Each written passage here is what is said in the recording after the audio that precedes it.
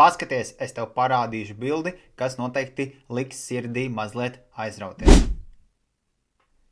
Protams, ja mēs paskatāmies no tā lielā krituma, kur tad gan altcoini, gan arī bitcoins ir kritis lejā, šis nelielais kāpums, protams, ir patīkami, bet mums vēl ir uz ko tiekties. Bitcoins pēdējās dienās pakāpies par vairāk kā 25%, arī altcoini dažādi kāpuši gan par 10, 30, 40 un vairāk procentiem, un tirgus šobrīd mūs tieši priecē. Vai tas nozīmē to, ka bijām sasnieguši bitcoinam apakši, kas bija 59-60 tūkstoši?